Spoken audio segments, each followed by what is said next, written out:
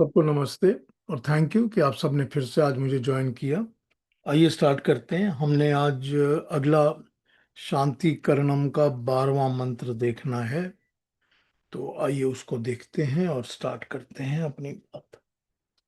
शांति करणम का जो बाद 12वां मंत्र है जिसको हम आज करेंगे, वो 12वां मंत्र भी ऋग्वेद के 7:35-12 का मंत्र है। तो हो गया 7:35-12 ऋग्वेद का। इसके ऋषि वशिष्ठ, इसके देवता विश्वेदेवा, इसका छंद त्रिष्टुप और इसका स्वर धैवत। धैवत स्वर त्रिष्टुप छंद। आइए देखते हैं कि क्या मंत्र है ये।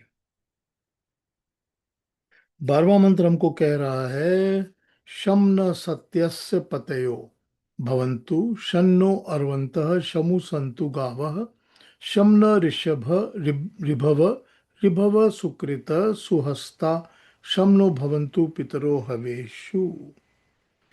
सत्य के पालक, व्याख्याकर्ता, दार्शनिक, वैज्ञानिक, सुकृत, कारीगर, सबका उद्देश्य प्राणी मात्र की शारीरिक, आत्मिक और सामाजिक उन्नति करते हुए शांति स्थापना करना होता है।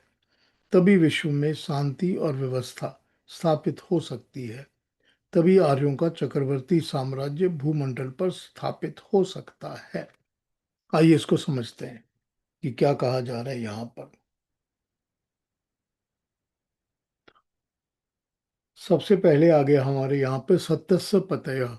शम न सत्यस्य पतयो। तो सत्यस्य पतयो का तो स्ट्रेट मतलब हो जाना चाहिए सती, सत्य के पति। जो सत्य के पति हैं या सत्य के पालन करने वाले हैं, सत्य को सब चलाने वाले हैं। तो शम न भवन्तु न शम, शांति प्रदान करें हमको सत्य मानने वाले, सत्य कहने वाले, सत्य करने वाले, न्याय व्यवस्था वाले, रक्षक, धर्म अनुसार प्रीति पूर्वक वर्तने वाले।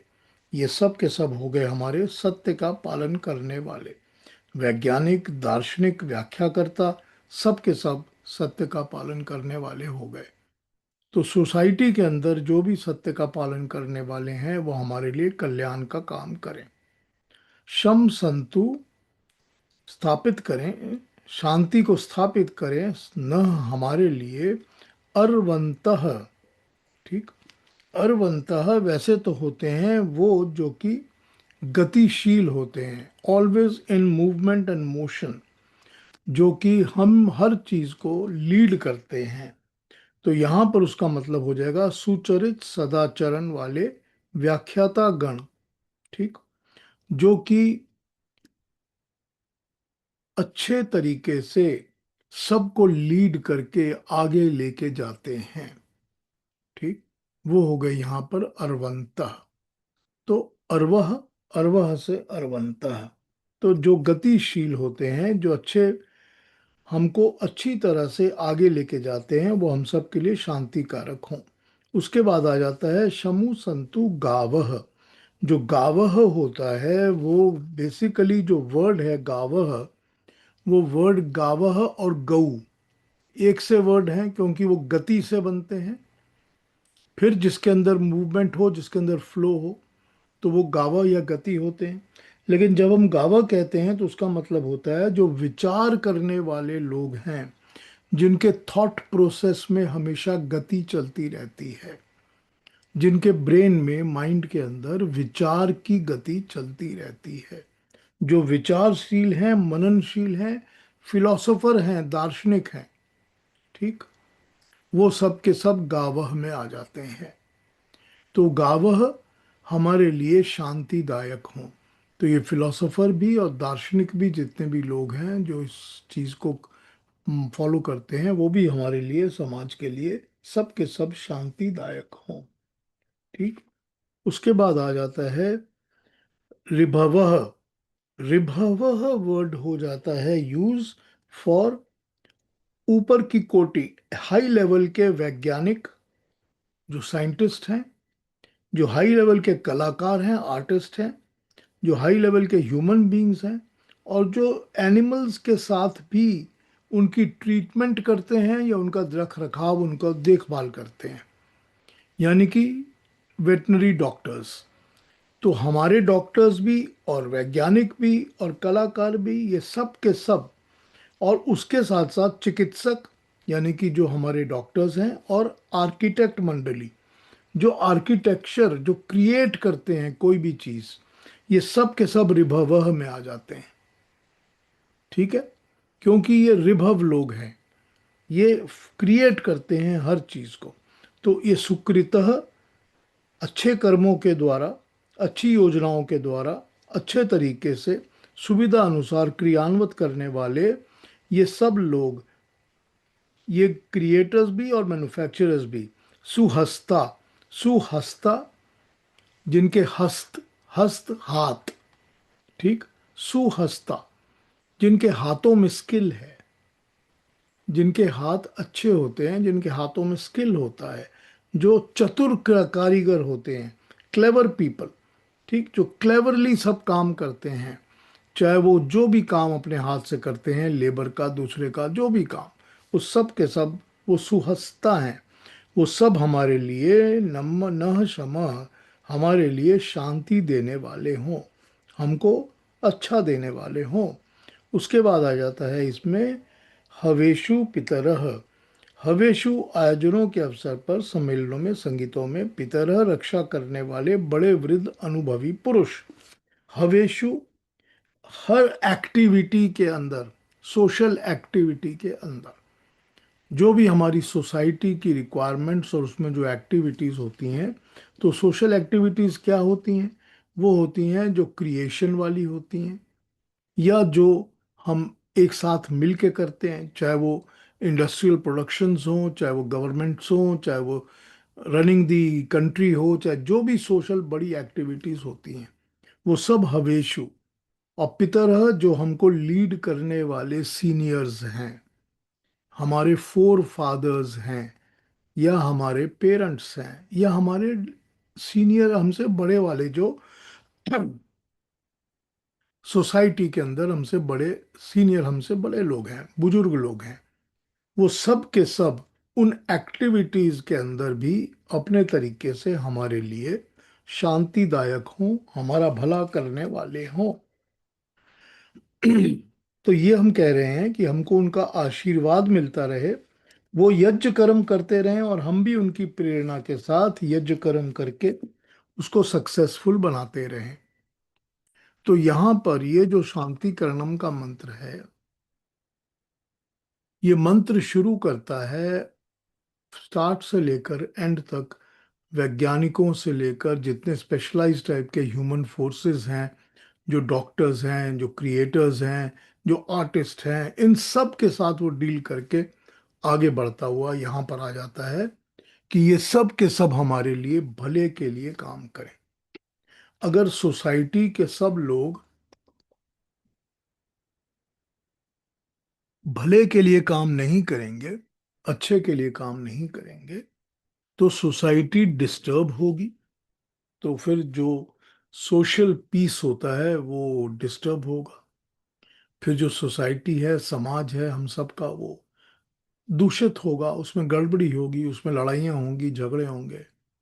तो वही प्रार्थना होती है कि एक यूनिजन होनी चाहिए, specially when it comes from the intellectuals. तो अब देखिए, किसी भी सोसाइटी के अंदर जो इंटेलेक्चुअल्स होते हैं, वही सोशल फैब्रिक को एक तरह से क्रिएट और फॉर्म करने का काम करते हैं। तो जहां भी, जिस भी सोसाइटी के अंदर, फॉर एन एग्जाम्पल, जिस भी सोसाइटी के अंदर कम्युनिज्म का कीड़ा बैठा हुआ है, वो सोसाइटी हमेशा डिस्टर्ब्ड होगी, क्रैक होगी, टूटेगी, हमेशा। क्योंकि उसका पर्पस ही है कि हम तोड़ें, जो भी फॉर्म बना हुआ है उसको हम तोड़ें। तो ये एक हमको दिखता है एग्जाम्पल, कि जैसे कोई भी जो थिंकर होते हैं, जो लीड करते हैं, जो फिलोसफर होते हैं, अगर वो गलत रास्ते पे चलते हैं तो पूरी सोसाइटी को वो गलत बना देते हैं। तो यहाँ पर यही प्रार्थना हो रही है परमात्मा से कि ये सब हमारे लिए भला करें, कल्याणकारी हों, हमारे लिए अच्छा करने वाले हों। तो ये प्रार्थना हमने शांतिकरणम का 12वां मंत्र देखा है। अब इस मंत्र पे कुछ पूछना हो तो पूछ लीजिए, नहीं तो फिर अगले प्रश्न उपनिषद पे आगे बढ़ जाते हैं। अगर इसके बारे में कुछ कहना पूछना हो तो पूछ लीजिए।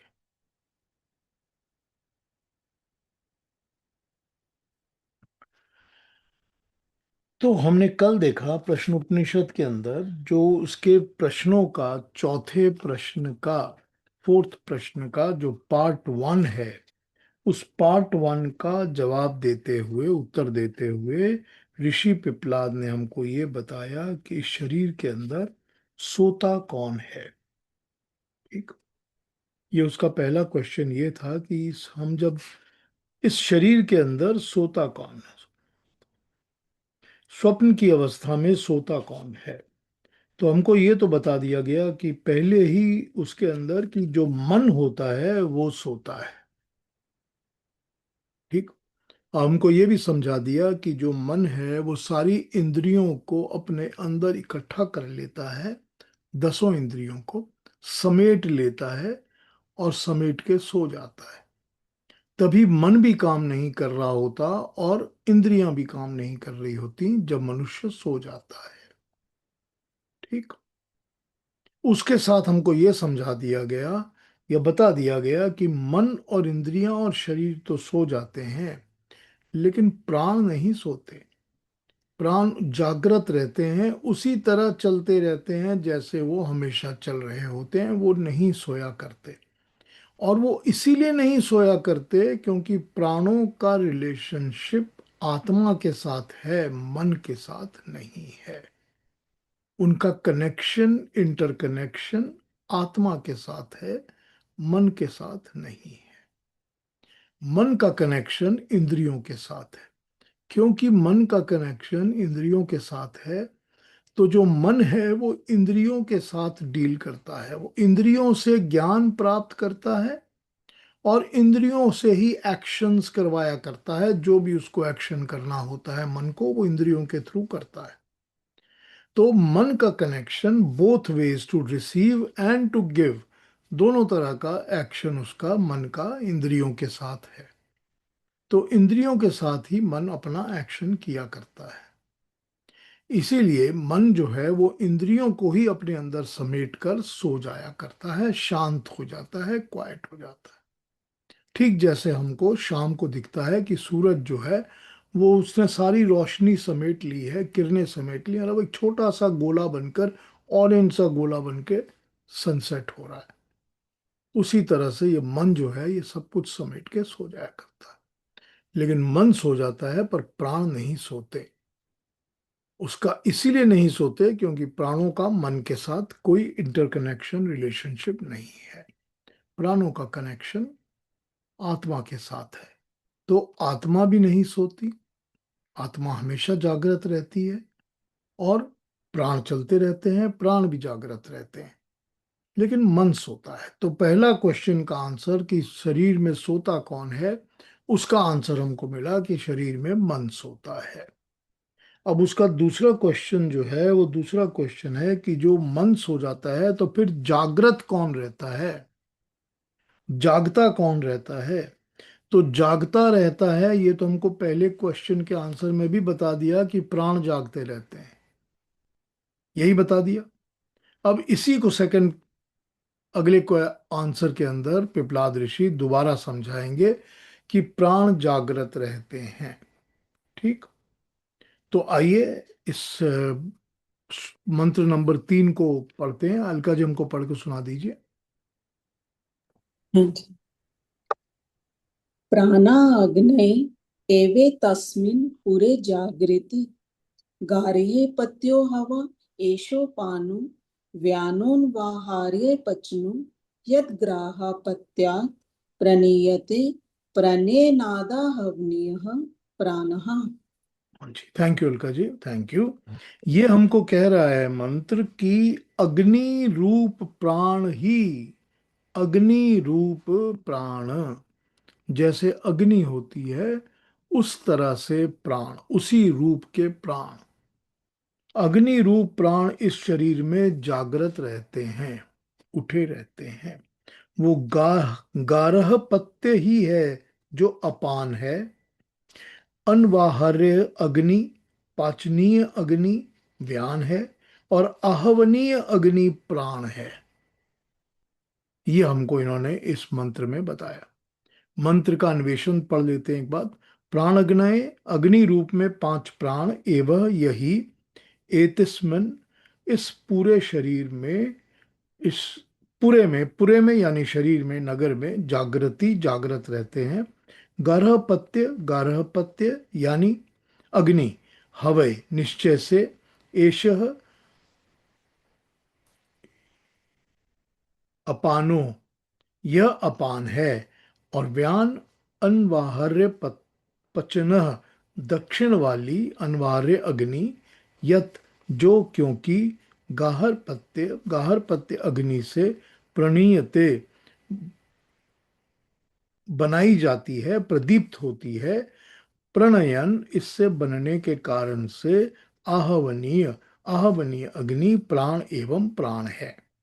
इस मंत्र में भी कई अलग अलग बातें बताई गई हैं। खैर, हम अपने समझने के लिए इसको यूं समझते हैं कि जो 3 अग्नियों के नाम बताए गए हैं, वो 3 प्राणों से कंपेयर किया गया है उनको। पहले ही बता दिया कि अग्नि स्वरूप प्राण, वो प्राण जो अग्नि की तरह होते हैं। स्टार्ट ही इस तरह किया इन्होंने अपने मंत्र को, कि वो प्राण जो अग्नि की तरह होते हैं वो जागृत रहते हैं, जलते रहते हैं, हमेशा ब्राइट, हमेशा एक्टिव रहते हैं। फिर इन्होंने 3 अलग अलग अग्नियों के साथ अपान व्यान प्राण का तुलना कर दी। ठीक है, अब वो समझते हैं कि वो क्या होते हैं। गारहपत्य अग्नि, गृहस्थ के घर में जो हमेशा जलती रहती है उसको कहते हैं। ये बुझाई नहीं जाती। इसको दक्षिण पश्चिम दिशा के कोने में रखा जाता है। ये गोल आकृति की होती है। इस अग्नि से बाकी की अग्नियों को जलाया जाता है। अच्छा, अब इसको समझ लेते हैं। ट्रेडिशनली पुराने घरों में जबकि हम अग्नि से, मतलब यूं समझ लीजिए कि चूल्हा वगैरह जला के अग्नि आग से काम लिया करते थे, और ये हमारे इलेक्ट्रिक या गैस या ये सब कुछ नहीं होता था, तब की बात समझ लीजिए इसको, कि तब वो आग जो कि हमेशा ही, आपको पता नहीं, ये पता है कि नहीं पता, मुझे अपने बचपन में ये बात याद है। मुझे याद है कि घर के अंदर आग जो जलाई जाती थी वो कभी भी पूरी तरह से बुझाई नहीं जाती थी। कभी भी पूरी तरह नहीं बुझाई जाती थी। अक्सर तो ये होता था कि जो मिट्टी का चूल्हा होता था उस चूल्हे के अंदर ही थोड़ी सी आग रख दी जाती थी, फिर अगले दिन उसी को जलाकर उसी से आग को जलाया जाता था। नई आग नहीं जलती थी, वो पुरानी घर के अंदर जली रहती थी आग। उस आग को, जो कि हमेशा ही जली रहती है, और वो राउंड शेप में होती है, गोल आकार में होती है, और साउथ वेस्ट कॉर्नर में रखी जाती है घर के। वो घर के साउथ वेस्ट कॉर्नर में, पहले तो घर के आंगन होते थे बड़े बड़े, तो आंगन के साउथ वेस्ट कॉर्नर में चूल्हे को उठा के रात को रख दिया जाता था। वो अग्नि को कहते हैं गारह पत्य अग्नि। हर गृहस्थ के अंदर, हर फैमिली के अंदर, हर घर के अंदर जो घर वाले लोग होते हैं उनमें ये अग्नि रहती है, हमेशा ही जलती है। उसी से बाकी की आग जलाई जाती है, जिसकी भी जरूरत होती है वो उसी से जलाई जाती है। तो अगले दिन जब चूल्हा बनेगा, खाना बनेगा, आग को ब्राइट किया जाएगा, तो उसी से जला के बनाया जाएगा। तो अनम्यूट रखिए प्लीज। तो उसी को कहते हैं गारह पत्ते अग्नि। ठीक है, इस अग्नि से बाकी की अग्नियों को जलाया जाता है। घर के अंदर जो खाना वगैरह पकता है ना, भोजन खाना जो भी पकता है, वो इस गारह गाहर पत्ते अग्नि से ही पकता है। ठीक। अगला आ गया अनवाहर्य अग्नि। अनवाहर्य पाचन अग्नि, इसको दक्षिणापन अग्नि या दक्षिणा अग्नि भी कहा जाता है। ये घर के साउथ दिशा में रखी जाती है। ये अर्ध चक्र के आकार में होती है। इसी से पितरों और बड़ों या विद्वानों को श्रद्धांजलि दी जाती है। आहुति उनके नाम की इसी अग्नि से दी जाती है। अब ये एक अग्नि ऐसी है, हाँ मुझे कंप्लीट करने दीजिए फिर बात करते हैं। ये एक अग्नि ऐसी है जिसको कि अनवाहर्य पाचन अग्नि कहा। ये साउथ साइड में रखी जाती है, पहली वाली साउथ वेस्ट में थी, ये साउथ साइड में। ये जो होती है अग्नि, ये हाफ सेमी सर्कल के शेप में होती है। पूरा सर्कल नहीं, half semi circle, semi circle के शेप में होती है, अर्धचक्र के शेप में होती है ये अग्नि। इसको दक्षिणा अग्नि भी कहा जाता है। अब मैं आपको ये बताऊं कि अगर आप लोगों ने कभी इस अग्नि को यूज किया जाता है, अगर आपने किसी भी घर के सीनियर्स को, घर वालों बड़ों को, बुजुर्गों को अगर आपने श्रद्धांजलि देनी है या आपने उनको प्रे करना है या कुछ कहना है, तो इस अग्नि को यूज किया जाता है। अब इस अग्नि से दीपक जलाए जाते हैं और दीपक जला के प्रार्थना का काम होता है इस अग्नि से। अब अगर आप लोग साउथ इंडिया के किसी मंदिर में जाएंगे, तो साउथ इंडिया के मंदिरों में दक्षिणा अग्नि अलग रखी हुई दिखेगी आपको। वो कहेंगे, आपको बताएंगे दिस इज दक्षिणा अग्नि। वो दक्षिणा अग्नि को इसी काम के लिए यूज करते हैं कि उससे वो प्रदीप जलाते हैं, या किसी को श्रद्धांजलि देनी होती है तो वो करते हैं। ये सारे काम वो उसी से करते हैं। आपको वो दिखेगी अलग रखी हुई दक्षिणा अग्नि। तो ये एक होती है वो अग्नि जिसको कि अनवाहार्य अग्नि कहा। और थर्ड अग्नि जो यहाँ पर यूज हुई, उसको आहवनीय अग्नि कहा गया है। ये चकोर आकार की होती है, स्क्वायर शेप्ड होती है। स्क्वायर स्क्वायर शेप्ड होती है, चकोर आकार की अग्नि। ये पूर्व दिशा में रखी जाती है, ईस्ट साइड पे रखी जाती है। ये अग्नि घर के आंगन के ईस्ट की साइड पर रखी जाती है, और बाकी सब देवों या ईश्वरों को इसी से आहुति दी जाती है, इसी से दी जाती है। इसको घर की मुख्य अग्नि भी कहा जा सकता है। अब यहाँ पर ये अग्नि जो होती है, ये होती है प्राइमरीली फॉर एक्चुअल घर की पूजा पाठ के लिए, या हम अगर हवन करते हैं तो यहीं से हम अग्नि लेकर आके हवन में जलाया करते हैं। या हमने अगर देवताओं के लिए किसी के लिए रखनी हो तो हमने इसी को यूज करना है। ये ईस्ट में रखी हुई अग्नि स्क्वायर शेप्ड होती है।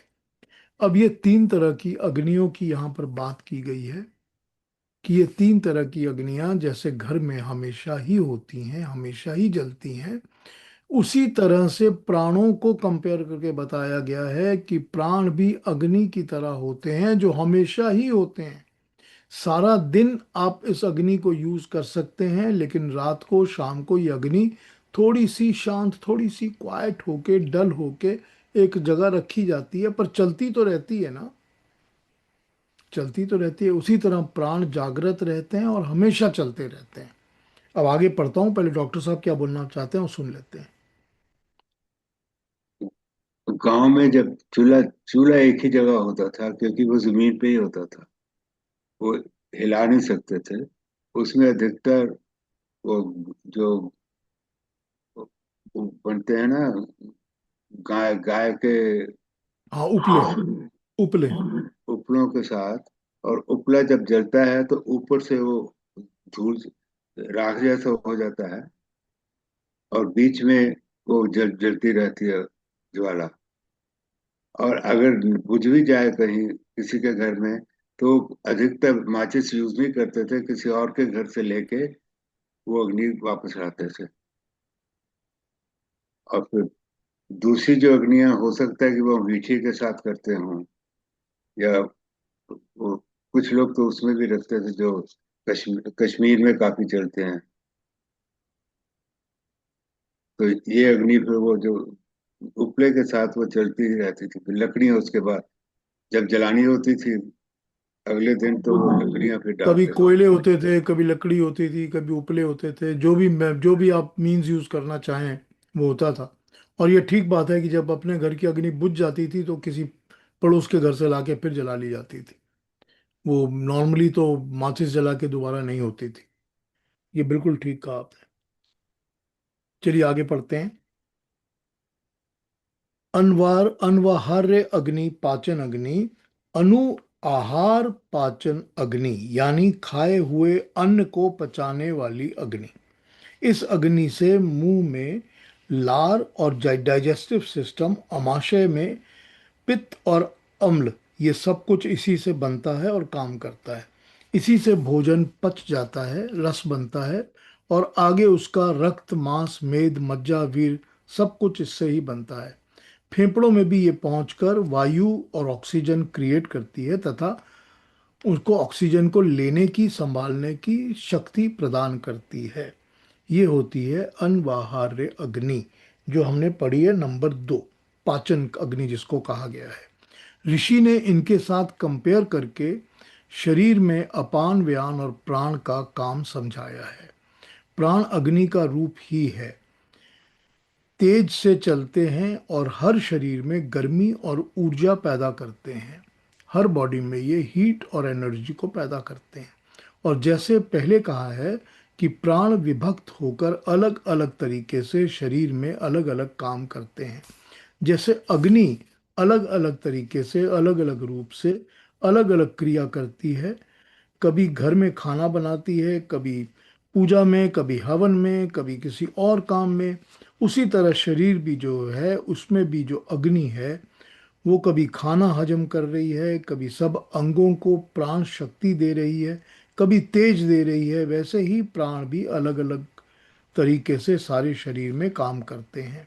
जहां भी वो जाते हैं, रहते हैं, अग्नि को अपने साथ ही रखते हैं। प्राण को, प्राण के आते ही अग्नि के अंदर, और शरीर के अंदर अग्नि की तरह का तापमान आ जाता है, और प्राण छूटते ही सारा शरीर ठंडा हो जाता है। तो इस तरह से यहाँ ऋषि ने अपनी बात समझाने के लिए इस सिमिली को यूज किया है। इसकी बाकी ट्रांसलेशंस पढ़ता हूँ, फिर इसको समझाने पर फिर आ जाऊंगा बात बताने के लिए। दूसरी बात का जवाब देते हुए ऋषि कहते हैं, इस शरीर में स्वप्नावस्था में अग्नि रूप प्राण ही जागता है। प्राण को अग्नि की उपमा जागृति के कारण ही दी गई है। अब प्राण के भेद को अग्नि की उपमा के साथ इस प्रकार जागृत रहते बताया गया है। जैसे आग, अग्नि हमेशा ही जागृत रहती है, उसी तरह प्राण होते हैं, तो प्राणों में अग्नि होती है तभी जागृत रहते हैं। ठीक। अपान यानी गाहर पत्य, जो घर के साथ संबंधित है, वो अपान की तरह है।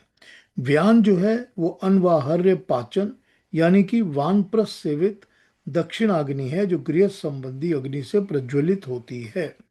अब ये जो अग्नि है जिसको उन्होंने अपान कहा यहाँ पर, नहीं, व्यान का, पहली तो अपान है। पपान तो वो शक्ति है जो कि गारपत्य है, जो हर घर में होती है, घर में होनी चाहिए। जो दूसरी व्यान कही वो उन्होंने कही कि वो तो डिपेंडेंट अपॉन अपान है। तो प्राण अपान तो पहले आ जाते हैं ना, उसके बाद व्यान आता है। तो व्यान तो तभी काम ठीक करते हैं जब प्राण और अपान ठीक काम कर रहे होते हैं। तो ये उससे इंस्पायर्ड शक्ति होती है जो सारे शरीर में रहती है। प्राण, थर्ड नंबर, गृहस्थ सेवित अग्नि को प्रज्वलित होने के कारण आहवनीय अग्नि कहा गया है। ये वो अग्नि है जो कि प्राण अग्नि को आहवनीय इसलिए कहा गया क्योंकि ये बिल्कुल बेसिक है, फर्स्ट है, एकदम इनिशियल है। ये हमेशा ही रहेगी आपके साथ। इस श्वास और निश्वास रूपी, नहीं ये अगले में आ जाएगा। तो ये यहाँ पर अग्नियों का ये है। चलिए दूसरे एक और ट्रांसलेशन देखता हूँ, फिर अगले पे आऊंगा।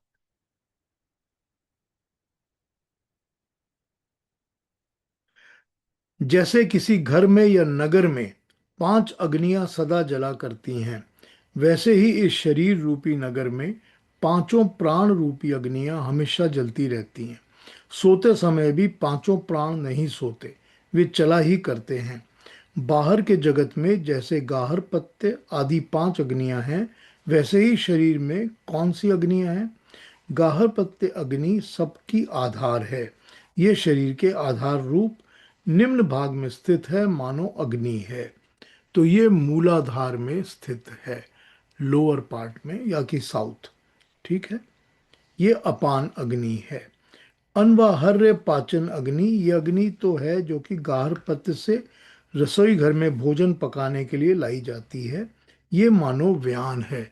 तो नाभि चक्र के आसपास इसकी स्थिति समझ लीजिए कि यहाँ से ये खाने को हजम करके, पाचन करके सारे शरीर में व्यान की तरह फैलाती है। ठीक। और उसके बाद बताया है, आहवनीय अग्नि वह अग्नि है जो गाहर पत्य से अग्निहोत्र के लिए प्रणीत होते हैं। ये प्रणयन के कारण मानो प्राण है। ये वो अग्नि है जो कि हर एक दूसरी अग्नि से प्रणीत होकर, प्रेरित होकर जलती है, ब्राइटन अप होती है। ये है प्राण। ठीक। और देखते हैं।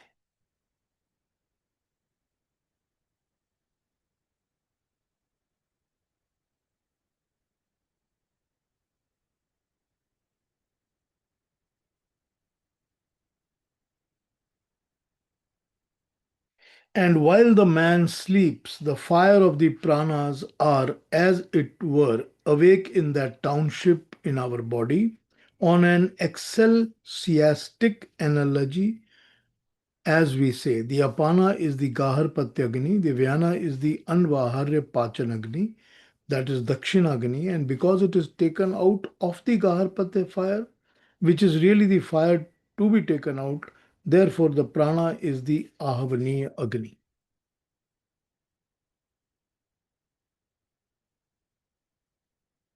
इसके नोट्स को पढ़ते हैं।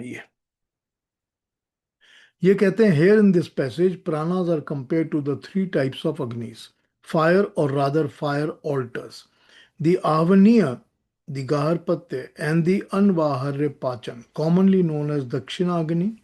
The Gaharpatya, the household fire, is placed in the southwest corner of the sacrificial courtyard. It is all through circular and is always kept burning. From this stock, fire is, as may be necessary, taken out for other fire altars. The Anvaharya Pachan of or Dakshina Agni is placed in the south, that is Dakshina, and hence it is also known as the semicircular form. The oblation to Pitris, father and elders are offered with this fire. The Ahvani Agni is the main and proper fire, square in form, and sacrificial offering to the devas and gods are made in this fire. This altar is made or kept in the east. These fires are compared to Pran, Apan, Vyana breathings. We shall now quote Max Muller in this context. Max Muller says, now the Apana is identical with Gaharpatya fire, no reason being given except afterwards when it is said that prana is Ahavani Agni, Ahavani fire being taken out of Gaharpatya, here called pranayana, in the same manner as the prana proceeds in sleep from the apana. Vyana is identified with the Dakshinagni and southern fire because it issues from the heart through the aperture on the right. चलिए okay, एक और पढ़ता हूँ। थोड़ा सा अलग interpretation है, मगर कोई बात नहीं। अग्नि रूप प्राण ही शरीर में जागृत रहते हैं, वो गार्हपत्य ही है जो अपान है। अनवाहर्य पाचन अग्नि व्यान है और आवनीय अग्नि प्राण है। शरीर में प्राण जो ऊपर के मंत्रों में वर्णन किए गए हैं उनकी तुलना व्यवहार में आने वाली अग्नियों से की गई है। यहाँ क्या गया है, कहा गया है कि गार्हपत्य अग्नि वो है जो घर के कार्यों के लिए जलाई जाती है। उपनिषदकार ने इसकी तुलना अपान प्राण से की है। दूसरी अग्नि अनवाहर्य पाचन अग्नि है। ये वो अग्नि है जो कहीं से भी लाई जाती है और इसकी क्रिया पाचन की शक्ति है, अर्थात सूर्य की अग्नि जो पाचन क्रिया में सहायक होती है। अमाशय में तेजाब बनाती है, मुंह के अंदर लार बनाती है, यकृत में पित्त बनाती है और ये सब शरीर में पाचन का कार्य करती है। क्योंकि सूर्य से ये वनस्पतियों के द्वारा शरीर में काम करती है, इस कारण इसकी उपमा अपान से की गई है। ये आवनी अग्नि है जो अग्निहोत्र में अथवा यज्ञ रूप लोक कल्याण के कार्यों में जलाई जाती है। उसकी उपमा प्राण से की गई है। ऊपर बताया गया है कि प्राण वह अग्नि है जिससे आंख, नाक, कान, मुंह काम करते हैं। तो प्राण वो अग्नि है जो इंद्रियों की गोलक में शरीर के अंग अंग को हिलाने में काम करती है।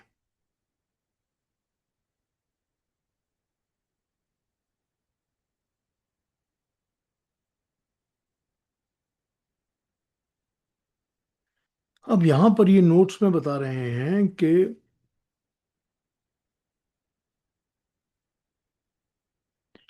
अनवाहर्य पाचन अग्नि, अनु आहार पाचन अग्नि, खाए हुए अन्न को पचाने वाली अग्नि, ये मुंह में लार और अमाशय और पित्त और अम्ल ये सब कुछ बनाती है। यकृत, पित्त, सब कुछ यही बनाती है। ये अग्नि द्रवित होने वाले रसों में होती है। इन्हीं से शरीर में रस बनता है। ये रस द्वारा रक्त और बाकी चीजें भी बनाती है। इसी प्रकार फेफड़ों में पहुंचती हुई ये हवा में ऑक्सीजन को पवित्र करने का काम करती है। अंग को बनने योग्य बनाए रखती है। फिर शरीर का शेष धातु बनता है। उसमें रक्त, मांस, मेद, मद्दा, वीर्य सब कुछ है। उनको बनाने वाली अग्नि तो वर्तमान विज्ञान में रासायनिक अग्नि कहलाती है। ये अग्नि भी उदान, व्यान आदि नहीं है। उदान तो पचे हुए द्रव्य और शरीर को विभिन्न अंगों में ले जाता है। व्यान वायु शिराओं को चेतन में संचार करता है। ये उन पांचों श्रेष्ठ प्राणों का अलग अलग विभाग रासायनिक अग्नि को इंद्र के रूप में बताकर समझाया गया है। यहां पर ये सिर्फ समझने और समझाने की बात है कि इसको किस तरह अपनी बात को समझाने के लिए ऋषि ने अपने एग्जाम्पल्स को यूज किया है। वो इसीलिए यूज किया हुआ है क्योंकि हम हर एक घर के अंदर, हर गृहस्थ के अंदर, हर फैमिली के अंदर इस तरह की अग्नियों की स्थापना या स्थापित हुआ हुआ देखा करते थे। तो ये वैसे ही होती थी, इसीलिए इन्हीं के द्वारा यूज करके एग्जाम्पल को ऋषि ने अपनी तरह से समझाया है हमारे को इस बात को, ये बताने के लिए कि जो प्राण है वो हमेशा ही जागृत रहते हैं। वही हैं जो शरीर में हमेशा चलते रहते हैं। और फिर ऐसा भी नहीं है कि हमने पहले पढ़ लिया था इसके पहले कि जो प्राण होते हैं उसमें भी तो पांच अलग अलग प्राण अलग अलग डिविजन्स में अलग काम करते हैं। तो यहाँ पर ये समझना चाहिए कि हालांकि पांच अलग डिवीजन में प्राण काम कर रहे हैं, तो भी वो पांच प्राण में से कोई भी प्राण सो नहीं जाता। वो सब के सब पांचों के पांच काम कर रहे हैं। अब यहाँ पर क्योंकि ये हमको बताया गया कि जो आंख, नाक, कान, ये सारी इंद्रियां हैं, इन इंद्रियों में जो मुख्य प्राण है वही काम करता है। तो फिर जब ये मन के साथ ये इंद्रियां सो गईं, तो क्या प्राण सो जाएगा? प्राण फिर भी काम करता रहता है वो इनके साथ, हालांकि ये इंद्रियां सो गई हैं वो प्राण काम करता रहता है। तो यहाँ पर यही समझाया गया है कि जिस तरह से ये अग्नियां जो होती हैं ये कभी भी बुझती नहीं हैं, कभी भी आउट नहीं होती हैं, उसी तरह से जो प्राण हैं, और प्राण भी तो वो होते हैं जिनके अंदर अपनी अग्नि होती है, इनके अंदर तेज होती है, हीट होती है। तभी तो शरीर के अंदर जब आते हैं तो शरीर में तापमान होता है। बॉडी के अंदर हमारे एक टेम्परेचर होता है, तापमान होता है। क्योंकि शरीर में जब प्राण आते हैं तो प्राण हमारे को तापमान देते हैं। जब चले जाते हैं तो शरीर ठंडा हो जाता है। तो प्राण जो है वो अग्नि स्वरूप बताए गए हैं, अग्नि की तरह। और अग्नि की तरह ही वो प्राण हमारे शरीर में काम करते हैं और वो हमेशा जागृत रहते हैं। मन सोता है अपनी इंद्रियों को समेट कर, इंद्रियों के साथ मन सो जाता है, लेकिन प्राण हमेशा जागृत रहते हैं। तो इस मंत्र में ऋषि ने बेसिकली इसी बात को समझाने की हमको कोशिश की। ठीक। अब इसके बारे में, इस मंत्र के बारे में कुछ पूछना हो तो पूछ लीजिए, नहीं तो अगले मंत्र पे चले जाएंगे। कुछ पूछना हो, कोई क्वेश्चंस हो तो पूछ लीजिए।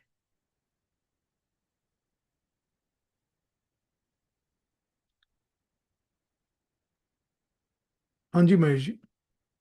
नमस्ते पीयूष जी। नमस्ते महेश जी। सॉरी, ये काफी, मेरे को तो काफी कॉम्प्लिकेटेड लगा समझने नहीं, में, इसमें तो सॉरी थोड़ा की कोई बात नहीं है, पूछिए ना, क्या पूछेंगे। स्टूपिड जैसे क्वेश्चन हो गए थोड़े, बट सो गाहरपत्य अग्नि का जो कंपैरिजन था, तो वो तो कहीं पे मैंने देखा था कि वो तो मैरिड आदमी ही कर सकता है। इज दैट करेक्ट कि मैरिड आदमी ही उसकी स्थापना या स्टार्ट कर सकते हैं? नहीं, देखिए, आप जहाँ पैदा होते हैं, किसी भी घर में जहाँ भी आप पैदा होते हैं, वो किसी मैरिड का घर है ना। हम्म। घर तो वो किसी मैरिड का ही है ना। हम्म। गृहस्थ में ही तो मनुष्य का जन्म होता है। हम्म। तो वो गार पत्ते अग्नि उस गृहस्थ की तो चल ही रही है ना, चाहे आप अभी मैरिड ना हो तो भी। हम्म।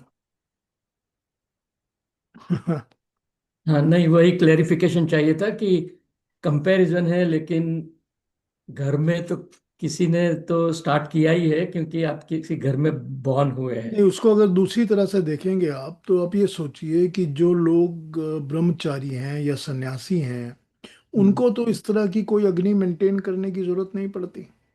नहीं। उनको तो घर में कुकिंग रोज करनी नहीं है। उनको हम्म। घर में कोई चूल्हा जलाना नहीं है हर रोज।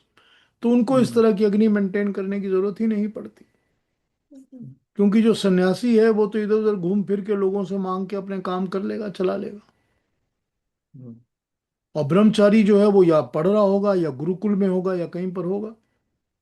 तो उसको जरूरत नहीं है। तो प्राइमरीली तो जरूरत गृहस्थ को ही है ना इस चीज की, कि जो हम्म। गृहस्थ चला रहा है, जो फैमिली मेंटेन कर रहे हैं, उनको ही तो ये अग्नि मेंटेन करनी पड़ती है ना। हम्म। बताइए और महेश। और और दो क्वेश्चंस थे। तो जो थोड़ा बहुत समझ में आया उसमें से, गाहरपत्य अग्नि से वो थोड़ी बहुत चलती रहती है, और उससे फिर प्राण और व्यान को उदित करते हैं, वेन दूसरे दिन या जब हम जग जाते हैं तब। तो अ, जो घारपति अग्नि है वो अपान के साथ कंपैरिजन है, तो downwards part of the body. और जो व्यान है वो पाचन के लिए है। तो इज डज दैट मीन कि इन सम वेज, जो आप हम लोग कल भी बात कर रहे थे कि शाम को ज्यादातर लेट नहीं खाना चाहिए, क्योंकि then the digestion and all that keeps working through the night. और आपने जो कल बताया था कि 3 बजे, अगर 10 बजे खाया है, 11 बजे खाया है, तो 3 बजे जग जाते हैं, क्योंकि बॉडी में अभी कुछ डाइजेशन के प्रोसेसेस चल रही है। तो इन सम वेज ये उदाहरण से, is there a strong suggestion कि पाचन क्रिया को और जितना भी कम कर दो रात को, तो दैट इज बेटर, क्योंकि सब शांत रहेगा, and the only thing that should be alive is a little bit of apana, क्योंकि दैट्स द वन जो सुबह में फिर प्राण को या और व्यान को काइंड ऑफ रिकिंडल करेगा। अब इसको दूसरी तरह सोचिए आप। इसको इस तरह सोचिए कि जब आप सो जाते हैं, तो बात तो हो रही थी कि मनुष्य जब सो जाता है, हम्म। प्रश्न तो वहां से उठा ना। हाँ। तो जब सो जाते हैं तो भी तो हमारे शरीर के अंदर अपान काम करता ही रहता है ना। क्योंकि उसके पहले उसने काम करना है डाइजेशन का। और फिर वो व्यान का काम आएगा कि डाइजेस्टेड आइटम्स को किस तरह सारे शरीर में फैलाना है। करेक्ट। और इन दोनों से प्रेरित होकर, इन दोनों से ही सपोर्ट पाकर प्राण सारे शरीर में काम करता रहेगा। करेक्ट। अब आप ये सोचिए इस तरह से कि जिन लोगों के अपान और व्यान के अंदर डिफेक्ट हो जाते हैं, ठीक, यानी डाइजेस्टिव सिस्टम के अंदर प्रॉब्लम हो जाती है, या हाजमे के अंदर प्रॉब्लम हो जाती है, या बॉडी के अंदर वो चीज़ स्प्रेड आउट नहीं होती जो खून बनाने वाली हो या कि मसल बनाने वाली हो, कोई भी चीज़ स्प्रेड आउट नहीं होती, तो उन लोगों को क्या होता है? उन लोगों को हार्ट अटैक हो जाता है। होता है ना। तो उसका मतलब है कि प्राण डिस्टर्ब हो गया। तो जब अपान और व्यान काम ठीक नहीं करेंगे तो प्राण डिस्टर्ब हो जाएगा।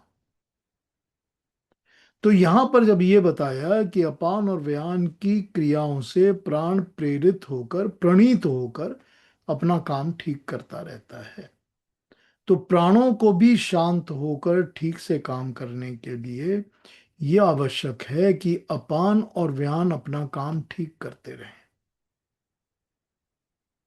ठीक। तो इसको अगर आप जैसे मर्जी इस चीज को आप समझना चाहें, आप इसको इस तरह से समझे या उस तरह से समझे, क्योंकि ऋषि तो आपको ये बता रहे हैं कि आप और हम सो तो जाते हैं, लेकिन जब हम सो जाते हैं तो बॉडी के अंदर, अब आप सुबह उठते हैं और सुबह उठकर आपको वॉशरूम जाना पड़ता है क्योंकि आपका पेट साफ हो गया, तो अपान ने अपना काम किया है ना, सारी रात किया है, तभी तो डाइजेस्ट होके खाना हजम होकर रेडी हो गया कि आप वॉशरूम चले जाइए। और व्यायाम ने अपना काम किया है, तभी तो जो खाना था हजम हुआ था, वो सारा जो भी बनना था बन गया, उसका हड्डी मांस वगैरह जो बनना है। तो ये आप सो जाते हैं, मनुष्य सो जाता है तो भी प्राण अपने काम को करते रहते हैं। बॉडी के अंदर प्राण अपने काम करते रहे, हर किस्म के प्राण, व्यान का अपान का अपना काम होता रहता है। ठीक है ना महेश जी? यही समझाया गया है इस मंत्र के अंदर। हाँ थैंक यू पीयूष जी, या बहुत इट क्लैरिफाई हुआ? Answers my. हाँ, क्लैरिफाई हो गया है। ठीक है। और एक क्वेश्चन पूछ सकता हूँ? हाँ हम बिल्कुल पूछ सकते हैं, हमेशा। अ, तो जब हम सो जाते हैं तो लाइक कल भी हम यस्टरडे भी बात कर रहे थे कि we just kind of go blank और सब फर्क भूल जाते हैं कि क्या कॉन्टेक्स्ट है वगैरह। और अगर स्वप्न आया तो स्वप्न में चले जाते हैं, कुछ और कहीं और घूम के आते हैं।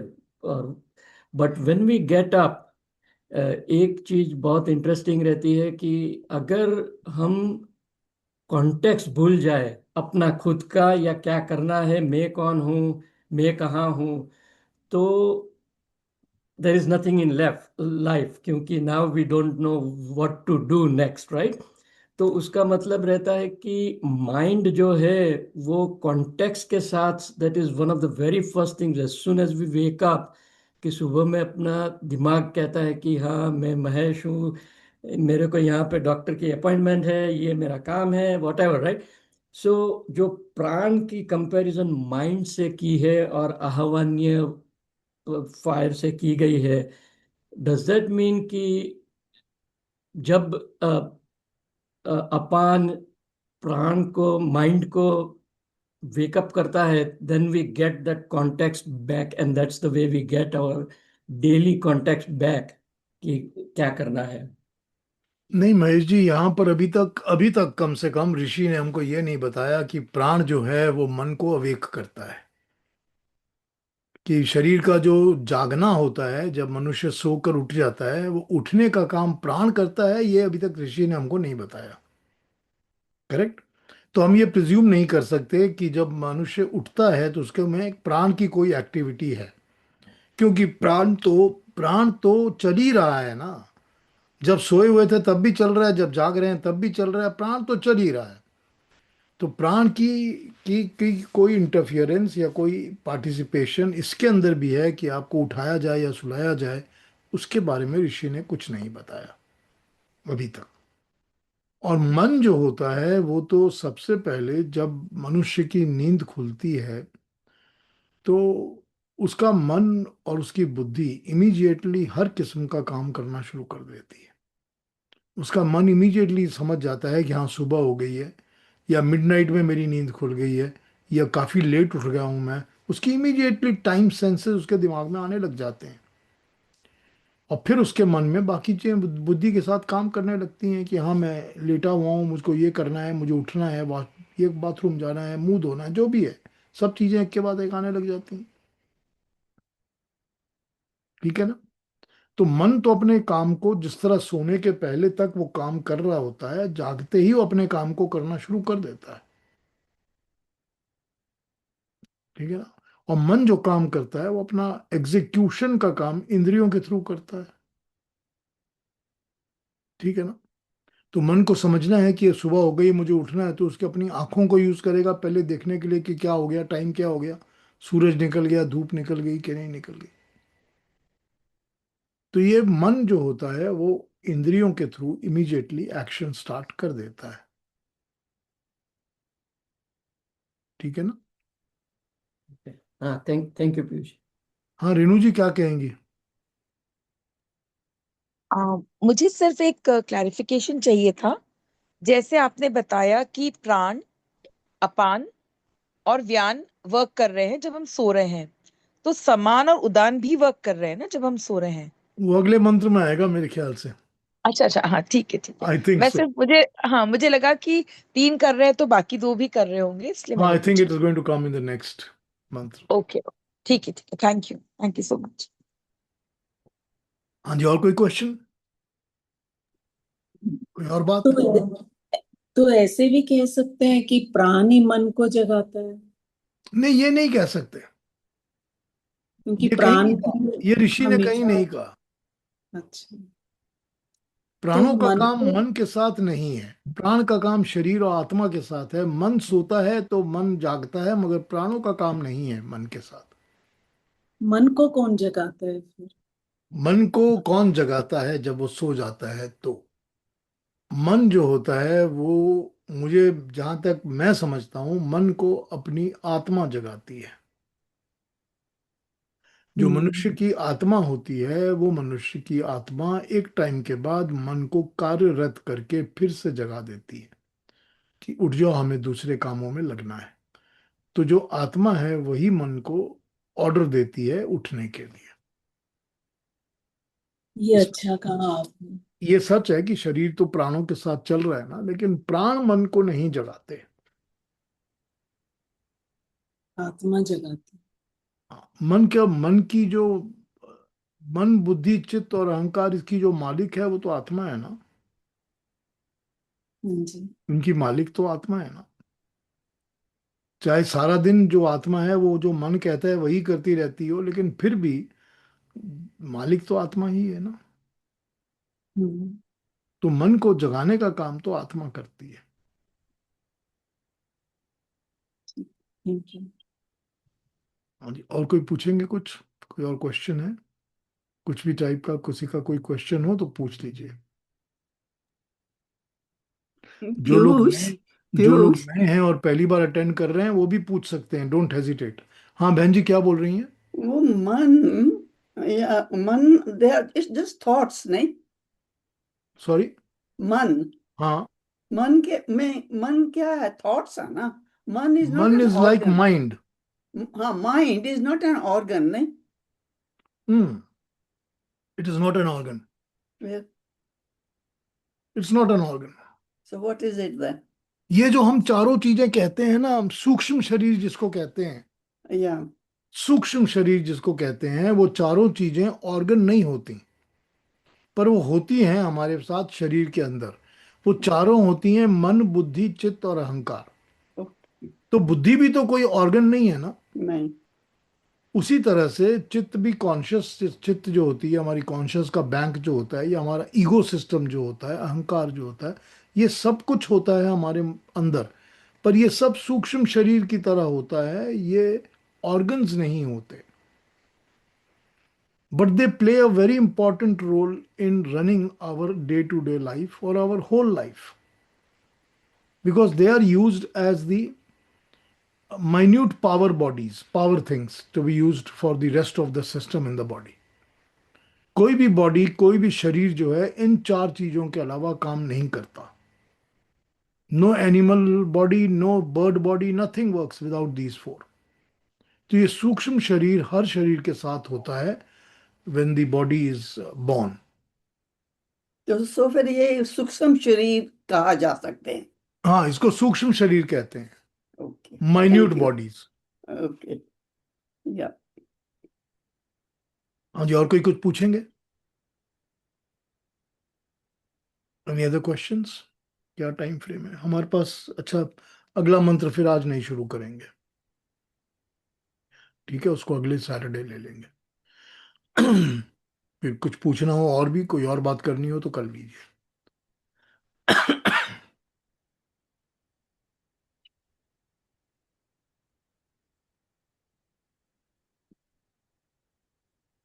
जो लोग नए हैं, अगर कुछ पूछना हो तो आप भी पूछ लीजिए, जिन्होंने कभी नहीं पूछा कुछ। हाँ, युक्ता जी कुछ कहेंगी? नहीं, अभी तो बहुत अच्छा समझाया आपने, समझ में आ गया। पर वही जैसे आपने कहा ना कि रात को जैसे हम मतलब आम भाषा में यही कहते हैं ना कि रात को ही जो है वो शरीर में जो मेंटेनेंस है या जो सेल्स, पुराने सेल्स निकल जाते हैं, नए बनते हैं, नई वो बनते हैं, ये सारी क्रियाएं फिर रात को ही होती हैं कि भी शरीर को जैसे अपडेट करने वाली बात। ठीक बात। जैसे आपने कहा ना कि वो मतलब जहाँ जो मांसपेशियां बननी है, खून बनना है, जो जहाँ जाएगा रस वो वहाँ जाता है, तो ये सब क्रियाएं फिर रात में होती हैं। हाँ बिल्कुल, बिल्कुल ठीक बात है। ये सब क्रियाएं क्योंकि प्राण रात को चलते रहते हैं, हम्म, अनडिस्टर्ब्ड चलते रहते हैं, हाँ जी, वो हाँ अपना जी। काम करते रहते हैं। हाँ, क्योंकि उनको डे टाइम में तो सब एक्टिविटीज के कारण डिस्टरबेंस होती रहती है, लेकिन रात को तो अनडिस्टर्ब्ड चलते रहते हैं, इसलिए वो तभी अपना वो काम कहते हैं करते ना कि प्रोटीन जैसे भी शाम को रात को खाइए कि रात को बॉडी बॉडी बिल्डिंग के लिए कि मांसपेशियां बनती हैं या शरीर में जो भी बनना होता है नया वो बनता है रात के टाइम। हैं। ठीक बात। हाँ रेणु जी। मुझे सिर्फ ये पूछना था, मज्जा का इंग्लिश वर्ड क्या होता है? अरे वो मुझे अस्थि पता है, त्वचा पता है, पर मज्जा नहीं पता। I think maybe if I'm not if I'm right, I don't know, bone marrow। Okay. हो सकता है, मैं चेक करूंगी फिर। हाँ, it might be I bone think okay. so, marrow. Okay. bone marrow maybe। हाँ, क्योंकि मुझे मज्जा पता नहीं था। हाँ, ठीक है। मे भी हो ओके। Thank you. हाँ जी, और कोई बात, कोई क्वेश्चंस, कोई और दिमाग में है? कुछ भी?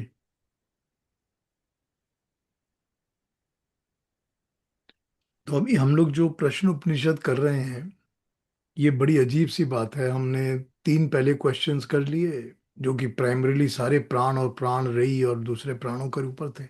अब जो हम क्वेश्चन कर रहे हैं वो सोने के ऊपर, मन के ऊपर है और प्राण के ऊपर भी है। तो ये कितनी सी पिक्यूलियर सी बात है कि ये सारा का सारा जो हमारा प्रश्न उपनिषद है, ये पूरा का पूरा साइंटिफिक उपनिषद है। हम्म, ये पूरा ही बायोलॉजिकल साइंसेस की बात कर रहा है। ये आपके मन की साइकोलॉजिकल साइंसेस की बात करता है, प्राण की बायोलॉजिकल साइंसेस की बात करता है, ब्रीदिंग की रेस्पिरेटरी साइंसेस की बात करता है, डाइजेस्टिव साइंसेस की बात करता है। ये दिस इज 100% टोटली साइंटिफिक, जो प्रश्न उपनिषद को हम सुनते हैं, पढ़ते हैं।